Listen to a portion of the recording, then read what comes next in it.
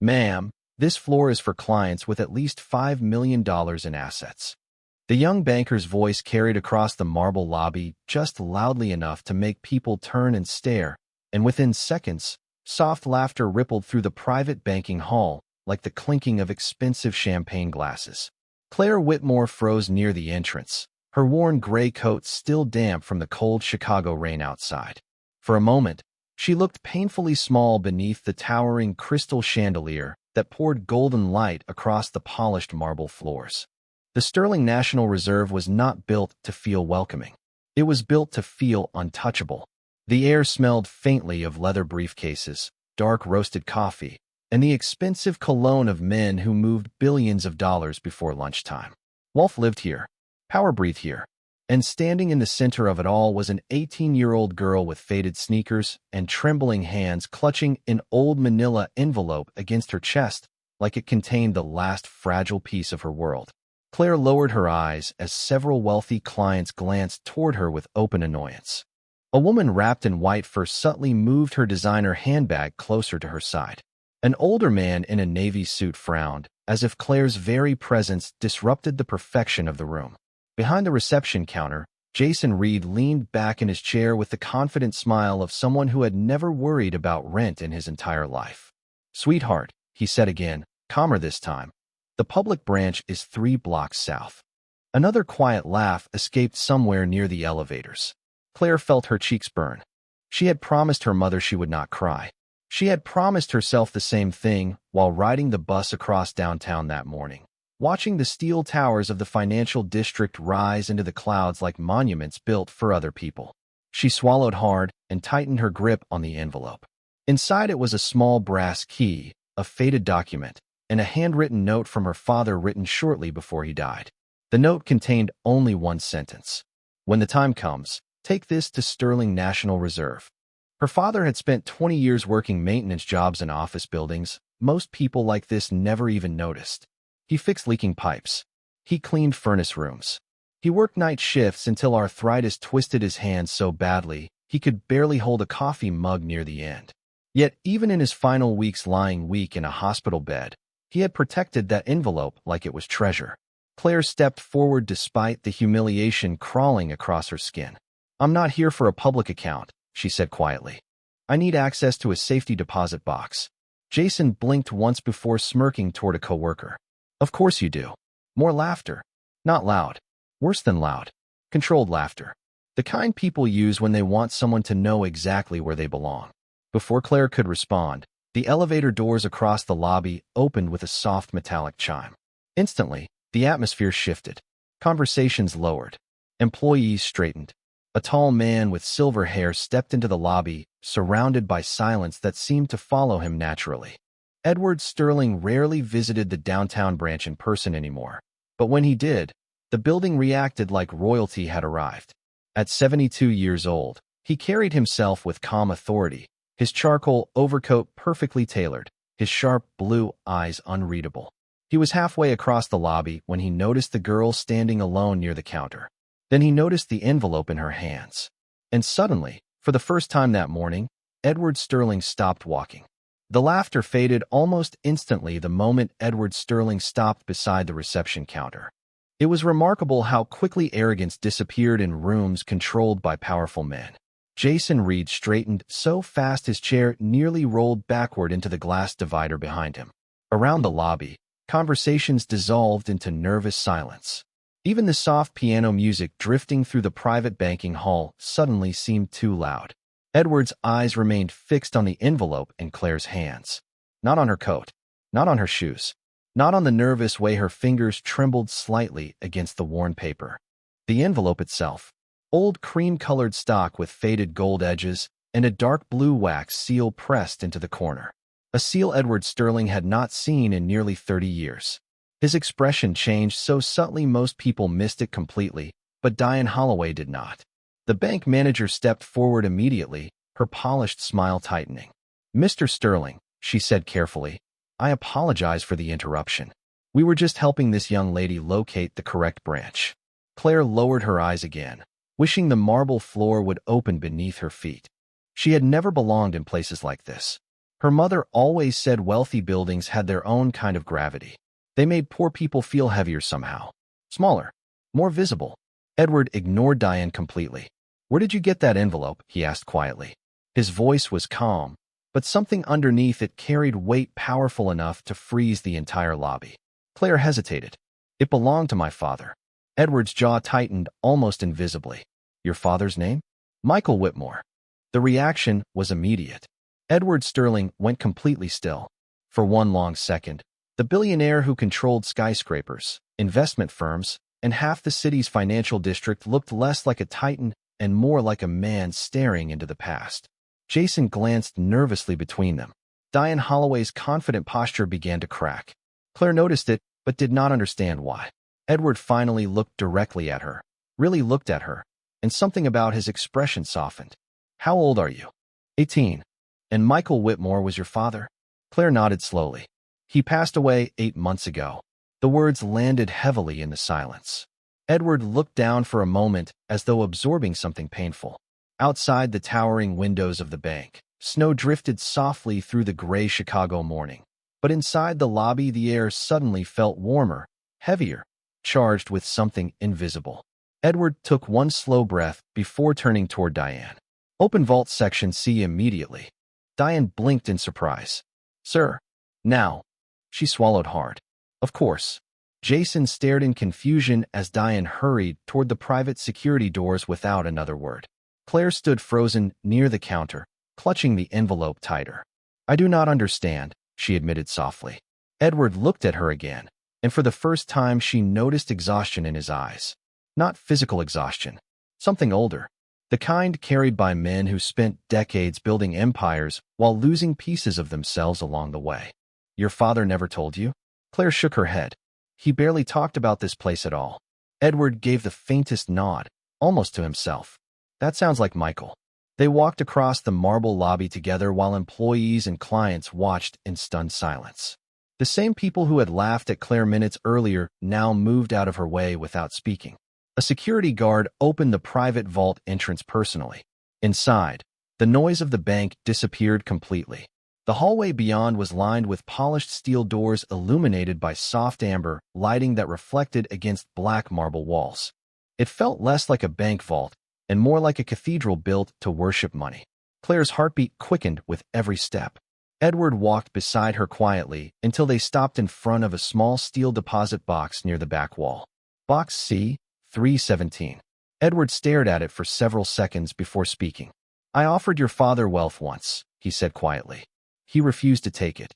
Claire frowned in confusion. "Why?" Edward looked at the old brass key in her shaking hand. "Because your father believed dignity mattered more than money. And because he trusted me to keep a promise." Claire stared at the safety deposit box while the silence inside the vault seemed to press gently against her chest. The polished steel reflected soft amber light across the narrow corridor, and somewhere deep inside the underground chamber, the faint mechanical hum of climate control echoed like distant wind through a canyon. Her father had known about this place all along. That thought alone felt impossible. Michael Whitmore had lived in a small 2-bedroom apartment above a laundromat on the south side of Chicago. He drove an old pickup truck that rattled every winter morning before finally starting. Most nights, he came home smelling faintly of machine oil, dust, and industrial cleaning chemicals after working maintenance shifts downtown. There had been weeks when the electricity bill sat unpaid on the kitchen counter while he quietly skipped meals so Claire and her mother could eat without worry. Nothing about his life matched the heavy steel vault standing before her now. Edward Sterling stepped closer to the deposit box, his expression distant. "Your father worked for me almost 26 years ago," he said softly. "Long before the magazines. Long before Sterling Global became what it is today." Claire listened carefully, her fingers tightening around the brass key. Edward rarely spoke slowly. Men like him were used to controlling rooms with efficiency and speed. But now every word seemed weighed down by memory. "Back then," Edward continued, "I only owned one building. 12 floors. Leaking pipes. Broken elevators. Half the investors thought I would fail within a year." A faint smile crossed his face for only a second. "Your father kept that building alive." Claire could barely picture it. Her father never talked about important people. He never talked about success. He talked about practical things. Snowstorms, grocery prices, whether the water heater needed replacing before winter. Edward reached into his coat pocket and removed a pair of thin black gloves before carefully touching the deposit box door. One night, there was an electrical fire in the basement server room, he said quietly. Most of the building evacuated. Your father stayed behind. Claire's eyes widened slightly. He never told me that. Michael never told anyone the things he did. Edward's voice lowered further. That fire should have destroyed everything. Financial records, contracts, payroll systems. My entire company could have collapsed before it ever truly existed. He paused. Your father shut the system down manually before emergency crews arrived. Claire suddenly remembered the scar running along her father's right forearm. As a little girl, she used to trace it with her finger while sitting beside him on the couch. When she asked where it came from, he always smiled and said, "Just an old work accident, sweetheart." Her chest tightened painfully. Edward looked toward her. Afterward, I offered him stock in the company instead of cash because it was all I had left to give. Claire blinked in confusion. Stock. Founding shares. Edward nodded slowly. Worth almost nothing at the time. Most people would have laughed at them. A strange chill moved through Claire. But he kept them? Edward gave a faint nod. Every single share. The realization began settling into the room piece by piece like falling snow. Claire suddenly understood why Edward Sterling had frozen the moment he saw the envelope upstairs. Why Diane Holloway looked terrified. Why the laughter in the lobby vanished so quickly. Her father had carried a secret larger than anyone ever imagined. Edward stepped aside slightly. Go ahead, Claire. Her hands trembled as she inserted the old brass key into the lock. The mechanism resisted at first before turning with a deep metallic click that echoed through the vault. Slowly, she pulled the steel box outward.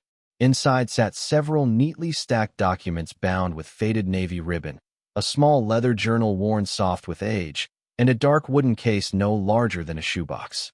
Claire stared silently. Nothing glittered. No piles of cash. No diamonds. Just paper. Ordinary-looking paper capable of changing entire lives. Edward looked down at the contents with visible emotion in his eyes. Your father protected those shares for 26 years, he whispered. And today, Claire Whitmore, they are worth more money than most people in this city will see in 10 lifetimes. Claire felt suddenly unsteady as she stared down at the documents resting inside the safety deposit box. Her entire life had been measured in overdue bills, thrift store winter coats, and grocery store calculators quietly used before checkout lines. Wealth existed somewhere far away from people like her, behind tinted windows and private elevators. Yet now, deep beneath one of the most powerful financial buildings in Chicago, that invisible world was somehow unfolding in front of her. Edward carefully lifted the top document from the box. The paper itself looked old, its edges slightly yellowed with time, but the signature at the bottom remained sharp and unmistakable. Sterling Global Holdings. Founding Equity Certificate. Claire watched Edward's expression darken with emotion as he examined it. I remember the day I handed this to your father, he said quietly. We were sitting in a tiny office with a broken radiator that barely worked. Snow was leaking through the windows. A faint smile touched his face again. Michael laughed when I told him those shares might someday matter. Claire looked down at the certificate. Then why did he keep them? Edward's eyes moved toward her slowly. Because your father believed promises mattered even when money did not. The words settled heavily in the cold, underground air. Claire suddenly remembered small moments she had ignored for years. Her father refusing to throw away old papers stored carefully inside a kitchen drawer.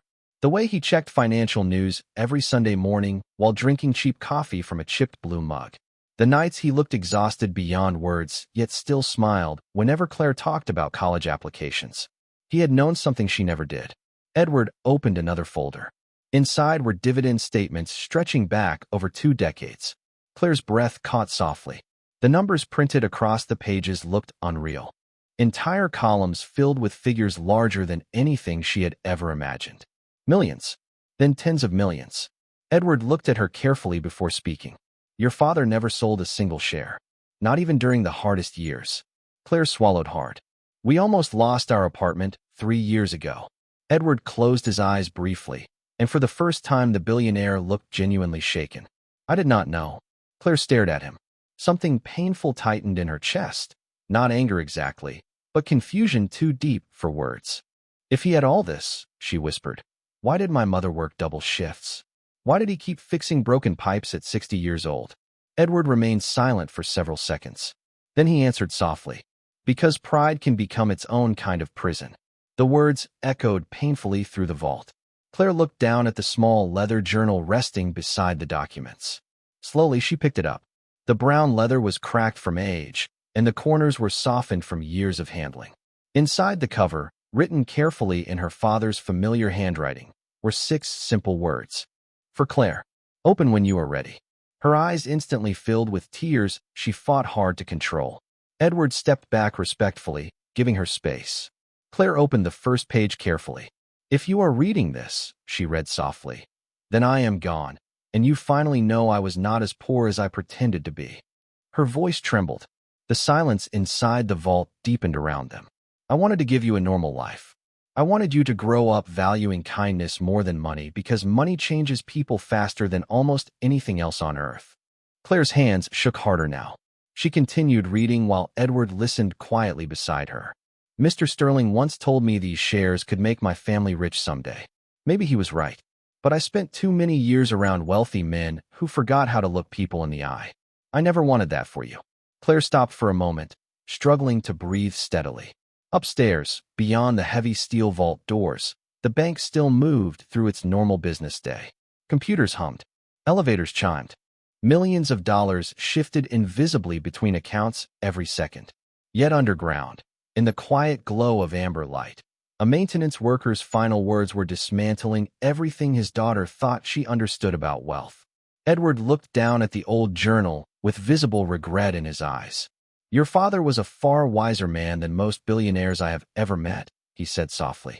Then his gaze drifted toward the remaining stack of untouched documents inside the box, and his expression changed again. This time, it was not sadness.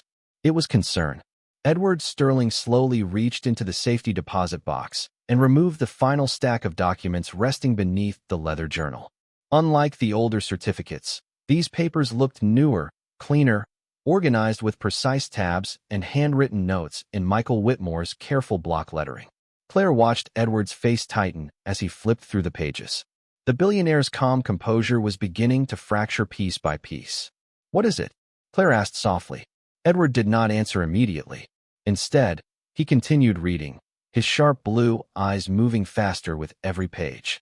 The underground vault suddenly felt colder. Claire could hear the faint ticking of a clock somewhere beyond the corridor walls. Finally, Edward looked up. Your father was tracking company transfers. Claire frowned in confusion. What does that mean? Edward handed her one of the pages. Sterling Global has multiple private holding divisions. Some of these accounts should not exist. Claire stared at the paper without understanding most of it. Rows of numbers. Wire transfers. Offshore entities. Large sums moved quietly between shell corporations. The financial language felt foreign and intimidating, but one thing stood out clearly. Her father had highlighted dozens of entries in red ink. Besides several transactions, he had written the same 2 words. Does not match. Edward exhaled slowly through his nose. Michael noticed discrepancies years ago. Claire blinked. My father understood all this. Edward gave a faint nod filled with reluctant admiration. Your father may not have worn expensive suits, Claire, but he was one of the smartest men I have ever known. The words landed heavily inside her chest. All her life, people looked through Michael Whitmore as though he were invisible. Wealthy tenants barely acknowledged him while he fixed their elevators. Executives stepped around him carrying $1,000 briefcases without learning his name. Yet quietly, patiently, her father had taught himself finance late at night after work while the rest of the city slept. Claire remembered waking up as a child and seeing light beneath the kitchen door at 2 in the morning.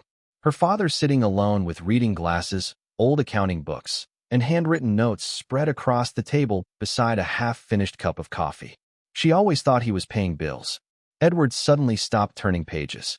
His expression hardened completely. No, he murmured under his breath. Claire looked at him nervously. What? Edward held up a document. These transfers were authorized using executive credentials tied directly to my office. Claire stared silently as the billionaire's jaw tightened. But I never approved them. The realization seemed to hit him all at once. Years of hidden theft quietly buried beneath a billion-dollar empire. Somewhere above them, inside the glittering towers of downtown Chicago, someone had been stealing enormous amounts of money while hiding behind Edward Sterling's name. Claire looked down at another sheet of paper. One line had been circled heavily in red ink by her father. $48 million transferred into an offshore account 18 months earlier. Beside it, Michael Whitmore had written a short sentence in careful handwriting. If something happens to me, trust Edward only. Claire's stomach tightened painfully. My father thought someone dangerous was involved. Edward's expression darkened. Michael was careful. If he believed there was corruption inside Sterling Global, he would never accuse someone without proof. He glanced again at the documents. Which means he spent years collecting evidence quietly. Claire suddenly remembered the final months before her father died. The stress lines in his face. The way he checked the apartment locks twice every night. The exhaustion in his eyes whenever unknown phone numbers appeared on his cell phone. At the time, she assumed it was fear about medical bills. Now she was no longer sure. Edward looked toward the vault entrance, his instincts clearly shifting into something sharper and more protective. No one else can know you have these documents yet. Claire's heartbeat quickened. Why? Before Edward could answer, the heavy vault door suddenly buzzed open from the hallway outside. Diane Holloway appeared in the entrance, but her polished confidence was gone now. Her face looked pale beneath the soft lighting. Mr. Sterling, she said carefully, trying to steady her voice. There are federal investigators upstairs asking questions about Miss Whitmore. The silence that followed felt immediate and dangerous. Edward's eyes narrowed slightly. Who contacted them? Diane hesitated for one fatal second too long. And in that moment, Edward Sterling realized someone inside his own bank had already betrayed them. The temperature inside the vault suddenly felt 10 degrees colder. Claire looked from Diane Holloway to Edward Sterling, her pulse rising so fast she could hear it in her ears. Diane stood rigid near the open vault entrance, gripping a digital tablet tightly against her chest, as though it were the only thing keeping her composed. The polished confidence she wore upstairs had disappeared completely. Edward stepped forward slowly, and the controlled calm in his face somehow felt more intimidating than anger. Federal investigators do not appear inside private banking divisions without authorization, he said quietly. So I will ask you once more. Who contacted them? Diane swallowed hard. The amber lights overhead reflected faintly against the marble walls, casting long shadows across the corridor. Claire suddenly understood something important about powerful people. The truly dangerous ones rarely raise their voices. Diane glanced briefly toward Claire before answering. An anonymous report was filed 30 minutes ago claiming Miss Whitmore attempted to access fraudulent financial assets connected to Sterling Global. Claire stared at her in disbelief. Fraudulent? Edward's expression darkened instantly. Interesting timing. Diane lowered her eyes. Sir, they are asking specifically about the deposit box. Edward looked at Claire for a long moment, calculating quickly. Then he turned back toward Diane. No one outside this vault knew the contents of Box C. 317 until today. Diane's silence answered the question for him. Claire watched realization settle across Edward's face piece by piece. Betrayal from inside his own institution. Someone had seen her walk into the bank and panicked the moment Michael Whitmore's name resurfaced. Edward carefully gathered the documents from the deposit box and handed them back to Claire. Keep these close, he said quietly. Do not let anyone separate you from them. Claire nodded, her fingers trembling as she held the files tightly against her chest. For the first time since entering the bank that morning, fear began creeping beneath her confusion. Her father had spent years secretly collecting evidence. Now federal investigators were suddenly waiting upstairs before anyone even had time to review the documents fully. That was not coincidence. Edward turned toward Diane again. Who currently oversees internal compliance reporting? Diane hesitated. Gregory Vance. Edward's jaw tightened slightly. Claire noticed it immediately. You know him? She asked softly. Edward gave a cold nod. Gregory Vance became chief financial officer 3 years ago. His eyes narrowed faintly. He also strongly opposed Michael Whitmore receiving additional access privileges before his retirement. Claire felt a chill run through her. My father worked here recently. Part-time consulting. Edward nodded. Mostly maintenance and systems oversight. He paused carefully. But Michael understood this building better than almost anyone. Suddenly, the pieces began fitting together in Claire's mind. Her father staying late downtown even after retirement age. The hidden accounting books. The strange stress in his face during the last year of his life. He had not simply stumbled across corruption. He had been quietly investigating it. Diane shifted nervously beside the vault door. "Sir, the investigators are becoming impatient." Edward looked completely unimpressed. "Then they can continue waiting." Diane blinked in surprise. No one in Sterling National Reserve was accustomed to hearing Edward Sterling refuse federal agents directly. The billionaire turned back toward Claire. "Listen to me carefully. The moment those documents surfaced, someone realized Michael left proof behind." Claire tightened her grip on the journal. "You think they are trying to take it?" "I think," Edward said carefully, "that whoever stole from my company for years believed your father died before he could expose them." Silence settled heavily between them. Then Claire remembered something suddenly. "There is more." Edward looked at her. Claire opened the leather journal again and flipped several pages deeper into the handwritten entries. Near the back, folded carefully between two sheets, sat a small photograph. She removed it slowly. The picture showed her father standing beside Edward Sterling decades earlier outside a construction site covered in snow. Both men looked younger, tired, hopeful. But that was not what made Edward freeze completely. Standing partially visible in the background was another man wearing a dark wool coat beside a black sedan. Gregory Vance, only much younger. Edward took the photo carefully, his expression turning unreadable. "Dear God," he whispered. Claire's heartbeat quickened. "What is it?" Edward looked toward her slowly. "Gregory Vance worked for me long before I made him chief financial officer." His voice lowered further. "And according to this photograph, your father knew something about him for nearly 25 years.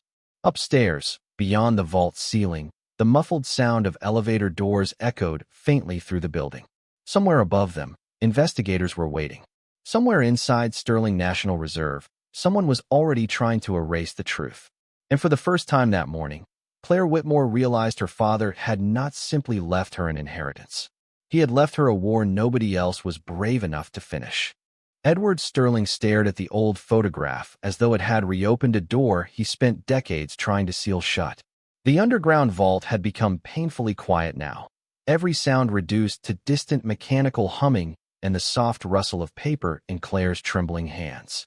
Diane Holloway remained frozen near the entrance, watching the billionaire carefully, as if even she no longer knew which side of the situation was safe. Edward finally lowered the photograph slowly. "Gregory Vance started as a junior accountant in my first company," he said quietly. "Brilliant, ambitious, the kind of man who could walk into a room and convince everyone he belonged there." Claire listened closely. "My father did not trust him." Edward gave a slow nod. "Michael trusted actions more than appearances." The billionaire walked a few feet down the marble corridor, deep in thought. The polished black floor reflected the amber lighting beneath his shoes like dark water. 24 years ago, Edward continued, money began disappearing from one of our early development accounts. Small amounts at first, numbers most executives would ignore. He looked toward Claire again. "But your father noticed." Claire felt her chest tighten with pride and sadness at the same time. Michael Whitmore had spent his entire life being underestimated by people who judged intelligence by tailored suits and corner offices. Yet quietly, without recognition or status, he had seen what powerful men missed. Edward's expression darkened further. "Back then I confronted Gregory directly. He denied everything. The evidence was incomplete, and I was trying to keep the company alive." His jaw tightened faintly. "I chose business stability over instinct." Claire lowered her eyes toward the journal in her hands. "And my father kept investigating anyway." "Yes." Edward's voice carried visible regret now. Michael believed the truth mattered even when nobody wanted to hear it. Diane stepped forward carefully. "Sir, if Gregory Vance is involved, then the investigators upstairs may not actually be there to help." Edward nodded once. "Exactly." Claire suddenly realized how deep this situation truly reached. Gregory Vance was not some stranger hiding in the shadows. He was one of the most powerful financial executives in Chicago, a man whose signature controlled billion-dollar transactions, a man trusted publicly by investors, politicians, and regulators alike. And now her father's documents threatened everything he built. Claire looked back at the handwritten notes spread across the vault table. My father knew he was in danger, did he not? Edward remained silent for a moment too long. That silence answered her question more honestly than words could have. Her throat tightened painfully. Memories surfaced all at once. Her father double-checking locks at night. His sudden decision to keep paper records instead of digital files. The way he stopped answering unknown phone calls during the final year before his illness worsened. Michael Whitmore had been afraid. Not for himself. For his family. Claire opened the leather journal again and flipped several pages deeper. Her father's handwriting became more urgent toward the end. Smaller. Faster. One final entry near the back caught her attention immediately. If Edward sees this, tell him I never blamed him. But he must finally see what Gregory became. Edward read the line over her shoulder, and for the first time since Claire met him, the billionaire looked genuinely shaken. Not by money, not by corruption, by guilt. Your father protected my company while I protected its image, he said softly. There is a difference. Claire studied him quietly. Edward Sterling suddenly looked older than he had upstairs in the polished banking hall. Less like a billionaire, more like a man confronting the cost of his own blind spots. Then Diane's tablet buzzed sharply in the silence. She glanced down and immediately went pale again. Sir, she whispered carefully. Gregory Vance just entered the building. Edward's expression hardened instantly. Where is he? Private executive elevator. He is coming directly here. Claire's heartbeat accelerated. The billionaire looked toward her with complete clarity now. Listen to me carefully. Gregory Vance built his entire reputation on controlling information. If he realizes Michael left evidence behind, he will do everything possible to discredit you before the truth surfaces. Claire tightened her grip on the journal. Fear still lived inside her, but something else had begun growing stronger beside it. Determination. Her father spent decades standing quietly in the background while powerful men overlooked him. But his voice was still here now, written across every page in her hands. The elevator mechanisms above them rumbled faintly through the ceiling. Someone important was descending toward the vault. And this time, Claire Whitmore was no longer invisible. The private executive elevator descended with a low mechanical hum that echoed through the underground vault like distant thunder. Claire stood perfectly still beside the marble table, clutching her father's journal tightly against her chest, while Edward Sterling's expression turned colder with every passing second. Diane Holloway stepped back toward the wall instinctively, as though even she understood the next few minutes could change the future of Sterling Global forever. Then the elevator door slid open. Gregory Vance stepped into the vault wearing a charcoal overcoat and a perfectly pressed navy suit that looked untouched by the snowy Chicago morning outside. He carried himself with smooth confidence, the confidence of a man accustomed to controlling every room he entered. His silver cuff links caught the amber lighting as he walked forward slowly, his polished shoes clicking softly across the black marble floor. But the moment his eyes landed on Claire Whitmore, something flickered beneath his calm expression. Recognition. Fear. Gone almost instantly, but not fast enough to escape Edward Sterling's notice. Edward, Gregory said smoothly, forcing a polite smile. I heard there was confusion involving unauthorized account access. His gaze shifted briefly toward the documents near Claire's hands. And apparently a very emotional young woman. Claire felt anger rise sharply in her chest for the first time that morning. Emotional. That was the word powerful men always used when they wanted truth to sound irrational. Edward did not move. Interesting choice of timing, Gregory. Gregory gave a quiet laugh. Federal investigators upstairs seemed concerned. Naturally, I came to help protect the company. Protect the company, Edward repeated softly. The silence after those words felt razor thin. Gregory's attention moved toward the leather journal in Claire's hands. Miss Whitmore, he said calmly. I understand losing a parent is painful, but false financial claims tied to grief can become dangerous misunderstandings. Claire stared directly at him now. No fear, no hesitation. My father spent years documenting your transactions. Gregory's polished expression tightened slightly. Your father was a maintenance worker. Claire lifted one of the highlighted financial records from the table. And he was smarter than you thought. The air inside the vault changed instantly. Gregory's smile disappeared completely. Edward watched him carefully, every piece of the puzzle finally settling into place. Gregory stepped closer, lowering his voice into something colder. You do not understand what you are interfering with. Claire's heartbeat pounded hard against her ribs, but she refused to look away. Neither did everyone upstairs when they laughed at me. Gregory's eyes narrowed faintly. You think money changes who you are overnight? Claire glanced down briefly at the journal before answering. No, but truth does. For the first time since entering the vault, Gregory Vance visibly lost control of his composure. Only for a second, a flicker of anger behind his eyes. Edward saw it immediately.